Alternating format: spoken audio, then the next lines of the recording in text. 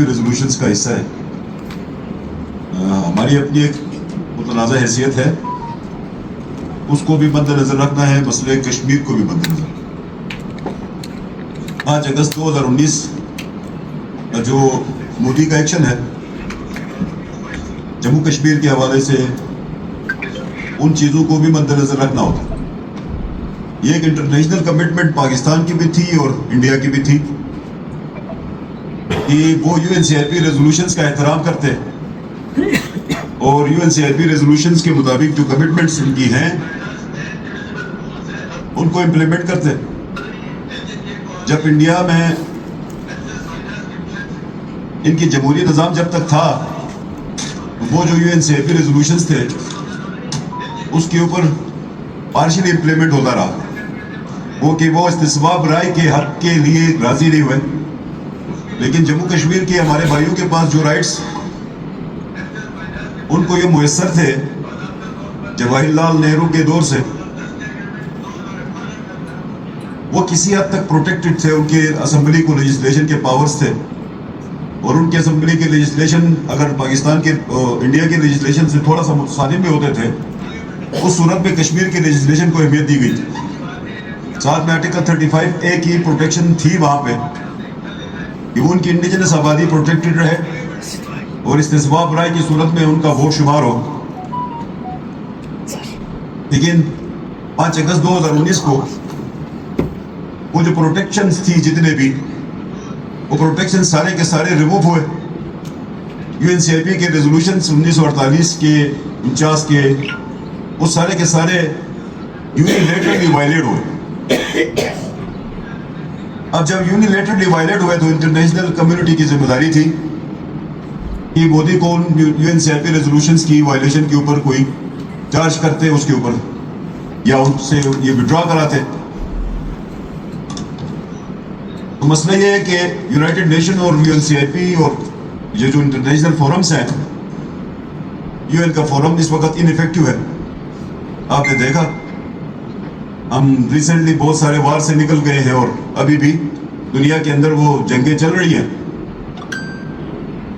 तो गजा के ऊपर जब बमबारी हो रही थी तो इंटरनेशनल जो कम्युनिटी थी या इंटरनेशनल जो आपके इंस्टीट्यूशंस थे वो बेअसर थे, वो कोई रोल प्ले करने से कासिर थे। उसके बाद इसराइल अमेरिका जंग हो गई, उसमें अमेरिका कूद गए और ईरान इसराइल जंग में जो हालात हुए वो आपके सामने। इंडिया पाकिस्तान का जंग हुई उसमें, जिसमें पाकिस्तान ने अपने आप को डिफेंड किया, रिटेलिएट किए, दांत खट्टे किए, जिसकी वजह से इंटरनेशनल कम्युनिटी आपकी तरफ आई। आपकी ताकत उस वक्त बनती है, दुनिया को आप उस वक्त मानेंगे जब आपकी ताकत हो। आज दुनिया में पाकिस्तान की अहमियत बढ़ गई है। जब से इंडिया पाकिस्तान की जंग हुई 7-8 दिनों की, उसमें पाकिस्तान ने अपने आप को साबित किया, दिफा काबिल तस्कीर साबित किया पाकिस्तान ने। तो पाकिस्तान के इंटरनेशनल कम्युनिटी के अंदर इसकी अहमियत उजागर हुई और बढ़ गई। उसके बाद भी नेगोशिएशंस के जब का दौर शुरू हुआ तो भी पाकिस्तान ने अपनी अहमियत को साबित किया दुनिया के सामने कि हम एक मुनज़्ज़म कौम है, नाकाबिल तस्कीर हमारा दिफा है। और हमारे इंटरनल इशू ज़रूर होंगे, इंटरनली भी बहुत सारे मसाइल का हम शिकार रहे, लेकिन ये कौम इस दहशतगर्दी का सामना भी करती रही। हमारे जवान भी शहीद होते रहे, हमारे सिक्योरिटी फोर्सेस ने भी कुर्बानियाँ दी। इतनी तवील जंग किसी और कौम को कोई और कौम बर्दाश्त शायद ना कर सकती, लेकिन पाकिस्तान की कौम ने इस तवील तरीन जंग को भी बर्दाश्त किया। इस सारे प्रोसेस से हम निकले हैं तो आज इंटरनेशनली भी माहौल ठीक है, मुल्क के अंदर भी एक अच्छा पॉलिटिकल स्टेबिलिटी है किसी हद तक, और गिलगित बल्तिस्तान में भी एक अच्छा अमल है। तमाम जमातों का मौक़िफ़ दामन गिलगित बल्तिस्तान की तामीर तरक्की के ऊपर हम सब मुतफ़िक हैं। अब गिलगित बल्तिस्तान के राइट्स जो हैं उनको हासिल करना है। एक बात शुरू दिन से होती रही, ये 1974 से जब गिलगित बल्तिस्तान के ऊपर गिलगित बल्तिस्तान के लोगों ने कहा हमें सूबा दे दो, तो कमेटियां बनती रही। 1974 में एक कमेटी बनी जुल्फ़िकार अली भुट्टो की ज़ेर सदारत उस वक्त वो प्राइम मिनिस्टर थे। ये सारी हिस्ट्री सरताज अजीज साहब की कमेटी की रिपोर्ट के अंदर दर्ज। तो उस वक्त जो कमेटी बनी थी, उस कमेटी ने 2 रिकमेंडेशंस किए थे। एक रिकमेंडेशन स्टेटस को, दूसरी रिकमेंडेशंस ये थी कि गिलगित बल्तिस्तान की आबादी बहुत कम है, अगले 10 साल में गिलगित बल्तिस्तान को सूबा बनाए। तो उन 2 रिकमेंडेशन में से दूसरी जो रिकमेंडेशन थी, अगले 10 साल में गिलगित बल्तिस्तान को सूबा बनाने की, वो अप्रूव हुई। और वो उस वक्त आज भी पाकिस्तान के रिकॉर्ड में, प्राइम मिनिस्टर के ऑफिस में की रिकॉर्ड में है और पूरे तमाम रिकॉर्ड्स में ये मौजूद है, आर्काइव में। ये 10 साल की कमिटमेंट की गई भुट्टो साहब के दौर में और कहा गया कि गिलगित बल्तिस्तान को अबूरी सूबा बनाया जाए। सूबा बनाने की बात को उसने कमिटमेंट की 10 ईयर्स की। भुट्टो साहब की शहादत के बाद भी एक मूव हुई ड्यूरिंग मार्शल लॉ रिजीम। ये शायद आप लोगों ने पढ़ा है या नहीं पढ़ा है, मैं ये सारी स्टडी कर चुका हूँ। तो मार्शल लॉ रिजीम में एक मूवमेंट चली कि गिलगित बल्तिस्तान को खैबर पख्तूनख्वा के अंदर मर्ज किया जाए। नहीं, बिल्कुल खैबर पख्तूनख्वा का हिस्सा बनाने की कमेटी बनी। तो वो भी फेडरल लेवल के ऊपर, मिनिस्ट्रीज के ऊपर कमेटी बनी। उस कमेटी ने बहुत सारा डिलिबरेट किया। आगा शाही साहब का हर जगह में कहीं ना कहीं पे जिक्र आता है। वो उस वक्त एसओ थे, बाद में डीएस हुए, बाद में जाके सेक्रेटरी रिटायर हो गए। ये स्टेटस को की जब भी बात आई है, स्टेटस को के बाद आगा शाही साहब की तरफ से। तो सेकंड जब कमेटी बनी तो कमेटी ने रिकमेंड किया कि गिलगित बल्तिस्तान को उस वक्त का NWFP के अंदर का हिस्सा बनाया जाए और उसको एक डिवीजन बनाए। दूसरा ऑप्शन था, क्योंकि गिलगित बल्तिस्तान UNCAP रेजोल्यूशन का हिस्सा है, पाकिस्तान इसका स्टेटस किसी स्टेट, किसी और सूबे के साथ मर्ज नहीं कर सकता। स्टेटस को प्रिवेल किया। ये भी आगा शाही साहब की ही रिपोर्ट, उस कमेटी का भी वो हिस्सा था। तो उस वक्त जब इंतजामी तौर पे गिलगित बल्तिस्तान को इंतजामी सूबा बनाने की बात की गई, 2009 का गवर्नेंस आर्डर आया।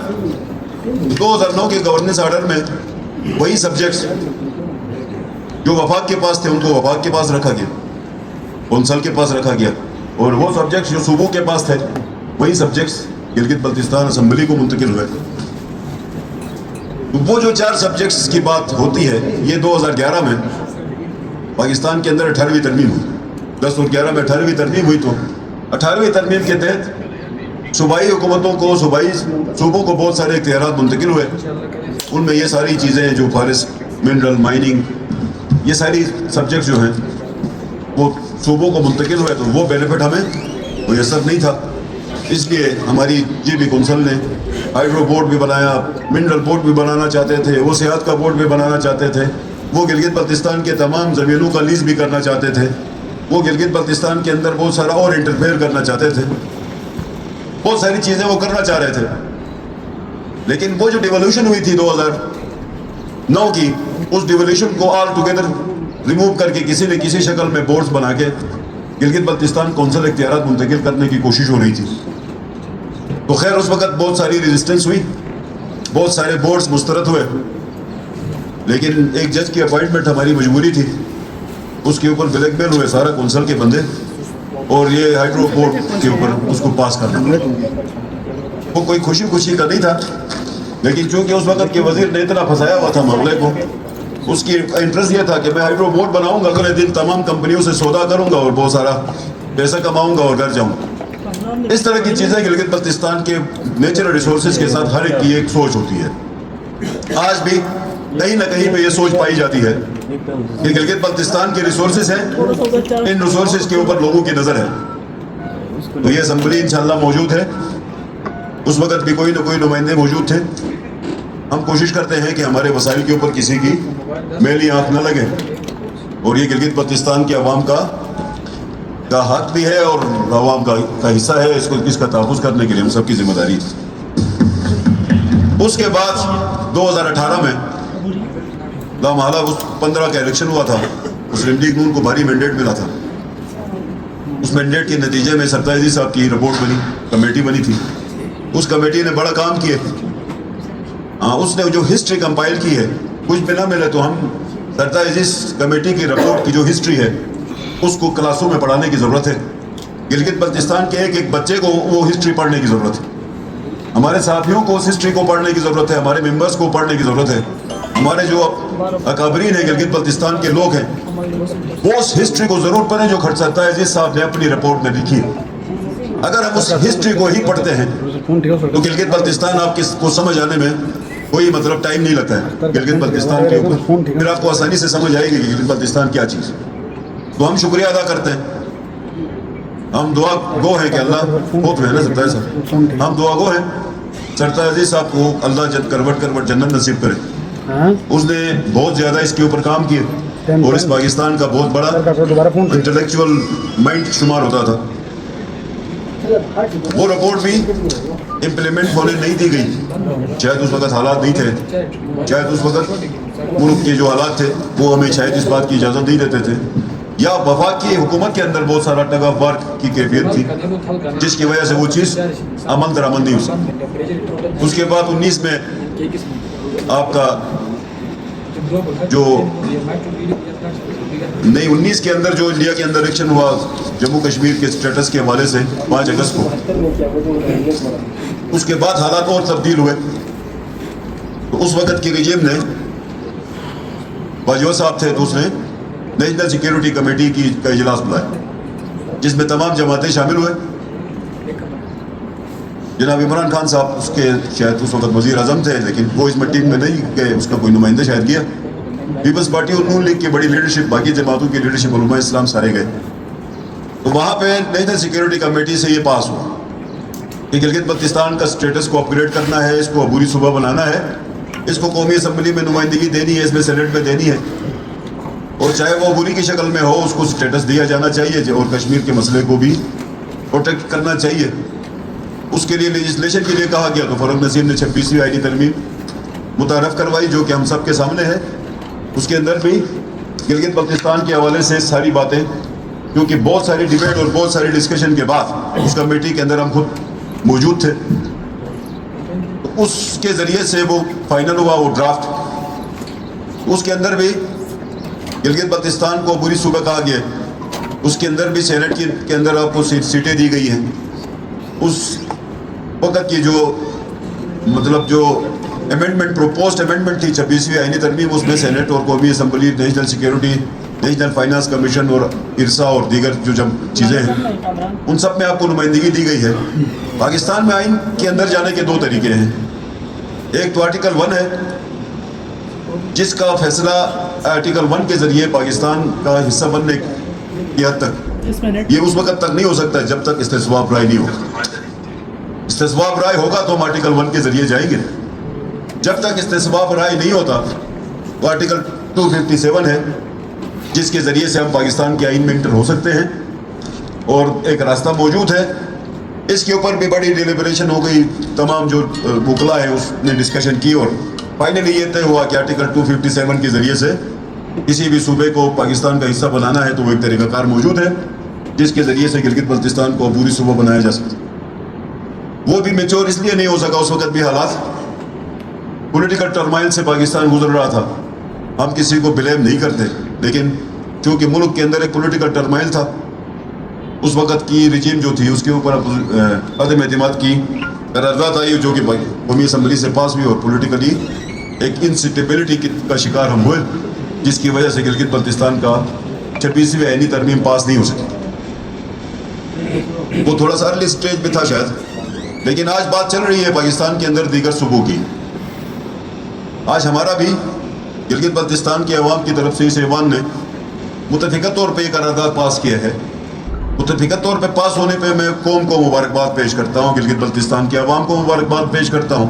آپ سب ممبران اسمبلی کو, تمام پارلیمانی لیڈرز کو, تمام پولیٹیکل پارٹیز کو, اور تمام پولیٹیکل پارٹیز کے جو ہیڈز ہیں, جو وفاق کے مطلب سربراہان ہیں, ان سب کو ہم مبارکباد پیش کرتے ہیں کہ آپ کی پولیٹیکل پارٹی نے گلگت بلتستان کے لوگوں کا 70 سالہ مطالبے کو ایک قرارداد کی شکل دے کے آج ابتدا کی. انشاءاللہ اس ابتدا کے بعد بھی اس کے اوپر کام کرنے کی ضرورت رہے گی. جیسے کہ حفیظ صاحب نے کہا, اس کی امپلیمنٹیشن کے لیے ہمیں پولیٹیکل پارٹیز کے پاس جانا پڑے. تو میری گزارش ہے جناب اسپیکر, آپ نے اس بات کو بہت شاید لائٹ لیا, یہ کمیٹی اس کے ساتھ ہونی چاہیے، اس پارلیمنٹ کی، اس فورم کی. تو مہربانی کر کے ہر جماعت سے بندوں کو مقرر کریں، کمیٹی بنائیں. اس کمیٹی نے تمام جماعتوں کے پاس جانا ہے، تمام جماعتوں کے لیڈرز کے پاس جانا ہے، ان سے بات کرنی ہے، تاکہ یہ آپ کا جو کام ہے یہ ایکسلریٹ ہو جائے اور کہیں سے ایڈورس اوپینین جنریٹ نہ ہو. اگر ہم کمیٹی نہیں بناتے، اگر ہم اس پہ فالو اپ نہیں لیتے، اس صورت میں ایڈورس اوپینین جنریٹ ہونے کا خدشہ ہے. تو جب تک ہم ایڈورس اوپینین کی جنریشن کو نہیں روکتے، اور کسی زمانے میں جب ہم یہ بات کرتے تھے تو آزاد کشمیر سے بڑی بات مخالفت ہوتی تھی. آج الحمدللہ شکر کہ آزاد کشمیر کے بھائی بھی عبوری صوبے کی بات کر رہے ہیں، وہ اپنے موقف سے تھوڑے سے پیچھے ہٹے ہیں. ہم ان کو یہ سمجھاتے رہے کہ آپ ہمارے ساتھ چلیں، جو ہم بات کر رہے ہیں ہمارے ساتھ چلیں، تاکہ آپ کا مسئلہ بھی حل ہو، آزاد کشمیر کا بھی حق حاکمیت مکمل ہو اور گلگت بلتستان کی حق حاکمیت بھی مکمل ہو. تو ہمارے بھائی پہلے نہیں مانتے تھے، لیکن آج اس بات پہ راضی ہو گئے ہیں. ان کے بھی جسٹس منظور صاحب نے اس کے اوپر بہت کتاب لکھی تھی بہت پہلے، وہ آج جسٹس منظور صاحب کی کتاب سے آج وہ متفق ہوئے ہیں ہمارے پولیٹیکل لیڈرز. تو ہم ان کو بھی مبارکباد پیش کرتے ہیں. مہربانی کریں، جو موقف گلگت بلتستان کے عوام کا ہے اس کے اوپر آپ بھی آ جائیں، اور آپ سب مل کے آپ اپنے آپ کو عبوری صوبہ بنائیں. ہم گلگت بلتستان کو عبوری صوبہ بناتے ہیں، اور ہم یہ سمجھتے ہیں کہ گلگت بلتستان کا، آزاد کشمیر کا اور جموں کشمیر کا، ان تینوں کی سیٹیں سینٹ کے اندر مختص ہوتی ہیں، تینوں کی. وہاں پہ جب ڈیبیٹ ہوئی تو یہی بات ہوئی تھی، اگر آپ کی 22-24 سیٹیں ہیں تو ان کا ایکولی 3 ڈسٹریبیوشن ہوتا ہے، جموں کشمیر کا حصہ، آزاد کشمیر کا حصہ، گلگت بلتستان کا حصہ. اس صورت میں ہمارے پاس 8 سیٹیں قومی اسمبلی کی بنتی ہیں، 8 سیٹیں ہماری سینٹ کی بنتی ہیں، اور 8 سیٹوں کے اوپر ہم قومی اسمبلی میں چلے جاتے ہیں پاکستان کے پارلیمنٹ میں. اس صورت میں 8 سیٹوں کی اہمیت بہت بڑی ہے. بعض اوقات 8 سیٹیں بہت ساری حکومتیں گرانا اور بنانے میں اپنا کردار ادا کرتے ہیں. تو ہم یہ سمجھتے ہیں ہاں تو گلگت بلتستان کی اپنی اہمیت ہے، جغرافیکل اہمیت ہونا الگ بات ہے، ان ٹرمز آف ریسورسز اس کی اپنی اہمیت ہونا ایک الگ بات ہے. اور گلگت بلتستان کا اس وقت جو پولیٹیکل کنسنسس ہے اس کو لے کے ہم آگے چلیں، اور پاکستان کی پارلیمنٹ کا حصہ بننے کے لیے ہم اپنی جدوجہد کریں. اور امید ہے کہ ہم تھوڑی سی محنت میں اپنی پولیٹیکل لیڈرشپ کو اور پاکستان کی دیگر لیڈرشپ جو کہ فوجی لیڈرشپ ہے اس کو بھی ہم کنونس کر سکیں، اور پاکستان کے اندر پاکستان کا جو آئینی نظام ہے اس کے اندر جانے کے لیے پاکستان کی پارلیمنٹ کے لیے 28ویں آئینی ترمیم جب کو پروپوز کروائیں اور گلگت بلتستان کو 5واں عبوری صوبہ بنائیں پاکستان کا. عبوری صوبہ بننے کے ساتھ ہی آپ کے سارے مسائل حل ہوں گے. آپ کو NFC اور اس طرح کی چیزیں جو ہیں وہ آٹومیشن میں چلی جائیں گی، آپ اس کا حصہ بنیں گے. آپ کو ڈویزیبل پول سے بھی حصہ ملے گا، نان ڈویزیبل پول سے بھی سرنڈرز ملیں گے. دیگر صوبوں کو بھی سرنڈر کرنا پڑے گا تھوڑا بہت گلگت بلتستان کے لیے.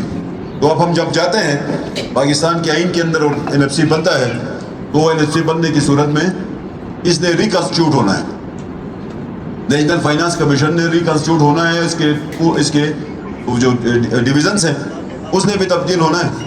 تو اس صورت میں گلگت بلتستان کو اگر کسی دیگر صوبے سے مدد لینی پڑے تو سندھ اور بلوچستان کی ذمہ داری میں اٹھاتا ہوں. انشاءاللہ تعالیٰ آپ کو کمی بیشی وہاں سے نہیں کریں گے. حفیظ صاحب پنجاب کی ذمہ داری اٹھائیں گے، اور میں سہیل صاحب سے گزارش کروں گا، اچھا میرا جو میسم صاحب ہے، آپ بھی دونوں کوشش کر کے، کشمیر میں تو آپ کا کچھ بھی نہیں ہے، آپ زیادہ سے زیادہ خیبر پختونخوا میں اس کے ساتھ سہیل کے ساتھ چل کے ہماری مدد کریں گے تو ہم خیبر پختونخوا سے کے وزیر اعلیٰ سے بھی بات کریں گے، انشاءاللہ PTI سے بھی بات کریں گے، دیگر جماعتوں سے بھی بات کریں گے. ہم گلگت بلتستان کو یہ یونینیمٹی جو ہمارے پاس پیدا ہوئی ہے، اس یونینیمس ریزولوشن کو لے کے انشاءاللہ ہم گلگت بلتستان کے عبوری صوبے کا یا حق حاکمیت کا جو منزل ہے، یا گلگت بلتستان کے آئینی حقوق کی منزل ہے، اس منزل تک ہم پہنچ سکیں. دعا گو ہے کہ اللہ ہمیں اپنے اس مقصد میں کامیاب کرے